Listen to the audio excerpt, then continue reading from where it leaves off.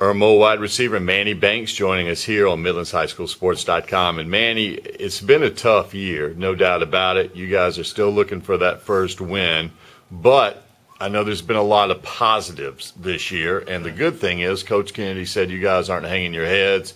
Just talk a little bit about how the season has gone and still what you're playing for the rest of the way. Right. Well, I mean, it's definitely a disappointment, But, I mean, right now we're pretty much playing for pride and region right now because we still got a chance in the region to, place and maybe get a place in the playoffs. So hopefully everybody keep their heads up and keep playing.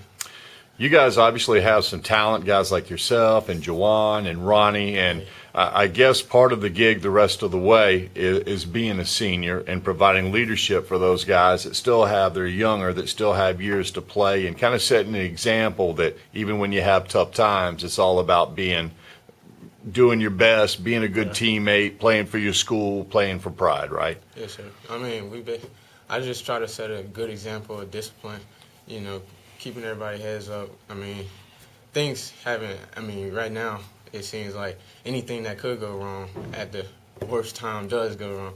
But I try to keep my head up and, set an example for all the other younger players. I was going to say, it kind of seems like y'all are almost like jinxed or state bit because take the White Knoll game, a very good football team, White Knoll, but you guys, could have, maybe even should have won that game. And you've had other games this year where certainly you had that opportunity. And how tough is it to kind of maintain that mindset that's okay, we're going to move on when things aren't going like you would like them to go? Right, yeah.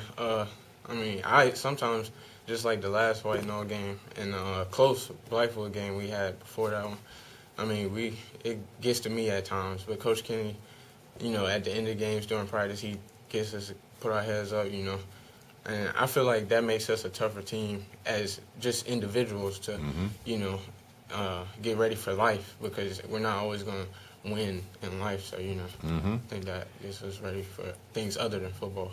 I know there's no question in your mind that Coach Kennedy is going to build this Irmo program back to where it was.